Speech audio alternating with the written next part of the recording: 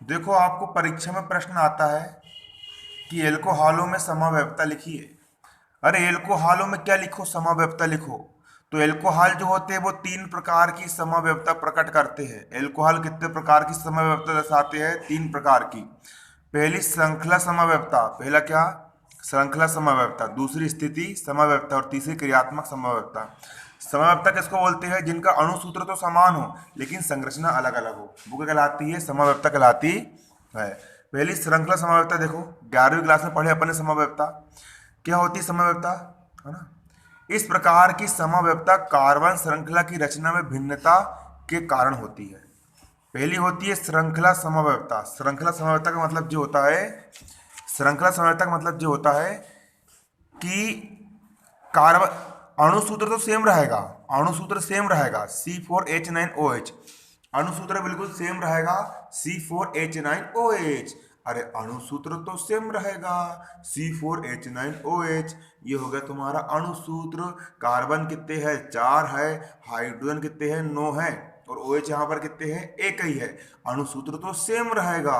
अणु सूत्र कैसा रहेगा? सेम रहेगा, लेकिन संरचना अलग अलग रहेगी। जहां पर देखो, ये बिल्कुल देखो लंबी लंबी सांप टाइप की बिल्कुल क्या है संरचना है, जहाँ की संरचना अलग टाइप की हो गई। और जय वाली संरचना अलग टाइप की हो गई। जहाँ पर पंखुड़ी बन गई, क्या बन गई? पंखुड़ी बन गई। लेकिन अणुसूत्र सेम है। यहाँ पर भी 5 कार्बन, 1 2 3 4 5। हाइड्रोजन कितने? 9। 3 और 2 5 और 2 7 और 2 9। OH का OH, यहाँ पर भी 5 कार्बन, 1 2 3 4 5 कार्बन, यहाँ पर भी 5 कार्बन। मतलब सब, इसका अणु सूत्र भी यही रहेगा, इसका अणु सूत्र भी यही रहेगा, इसका अणु सूत्र भी यही रहेगा। लेकिन कार्बन की स्थिति अलग अलग है ना। यहाँ पर कार्बन सीधी लाइन में जुड़े हैं, यहाँ पर कार्बन अलग टाइप की श्रृंखला बना रहा है, यहाँ पर कार्बन अलग टाइप की श्रृंखला बना रहा है। तो ये तीनों एक दूसरे के समवैवी कहलाएंगे। और इनके इन गुण को अपन क्या बोलेंगे? इनके इस गुण को अपन बोलेंगे भैया समावयवता। इसको क्या पढ़ेंगे?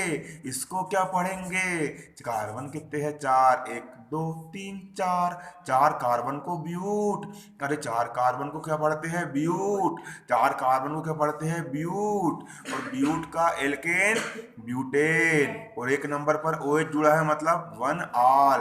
ब्यूटेन 1 आल। अरे ब्यूटेन 1 आल, ब्यूटेन 1 आल बन जाएगा। अब यहाँ पर क्या है? तुम्हारी श्रृंखला जे बन रही। देखो श्रृंखला बनाना सीखो। जे बन गई तुम्हारी चेन, बन गई चेन। नामकरण कर दो, 1 2 3। एक नंबर पर 1 2 2 नंबर पर ये CH3 मेथिल जुड़ा है, तो 2 मेथिल। अरे 3 कार्बन को बोलते प्रोप, और प्रोप का एल्केन हो गया प्रोपेन। और एक नंबर पर जुड़ा है OH, हो गया 1 आल। हुआ कि नहीं हुआ? बन जाएगा। अब यहीं पर देखना भैया, यहाँ कार्बन कितने हैं? 1 2 3 है, 3। नंबर कैसे करेंगे? 1 नंबर, 2 नंबर, 3 नंबर। 2 नंबर पर कौन जुड़ा है? CH3 मतलब मेथिल जुड़ा है, तो 2 मेथिल, 2 मेथिल। 3 कार्बन का प्रोपेन। और 2 नंबर पर जुड़ा है आल, तो 2 मेथिल प्रोपेन 2 आल हो गया ना। शाखा युक्त श्रृंखला बन गई ना। ऐसा होता है भैया। अगली होती है तुम्हारी स्थिति समव्यवस्था। क्या होती है? स्थिति। इसमें क्या होगा कि जो क्रियात्मक समूह OH है ना, इसमें क्या होगा? जो क्रियात्मक समूह OH है ना, इसकी स्थिति अलग अलग होगी। कैसी होगी? अलग अलग होगी। यहाँ पर OH पहले शुरू में है, यहाँ पर OH तीसरे नंबर में जुड़ गया है। जुड़ गया ना, स्थिति अलग अलग है। इस प्रकार की समव्यवस्था में क्रियात्मक समूह OH मुख्य श्रृंखला से भिन्न भिन्न परमाणु से जुड़ा होता है। यहाँ पर OH पहले परमाणु जुड़ा है, यहाँ पर OH दूसरे परमाणु जुड़ा है, पहले दूसरे परमाणु से, है ना। इस प्रकार से होता है। यहाँ पर OH जो जुड़ा पहले कार्बन से जुड़ा है, और यहाँ पर OH दूसरे से जुड़ा है। नाम कैसे रखोगे? 1 2 3 4।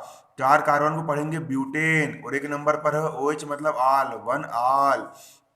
यहाँ पर 1 2 3 4, 4 कार्बन को पढ़ेंगे ब्यूटेन, और 2 नंबर पर जुड़ा है OH मतलब 2 नंबर पर जुड़ा है आपका आल। इस प्रकार से बनती संरचना। पेपर में आता है, ये मोस्ट इंपोर्टेंट क्वेश्चन है, 4 नंबर में आएगा, फुल गारंटी है।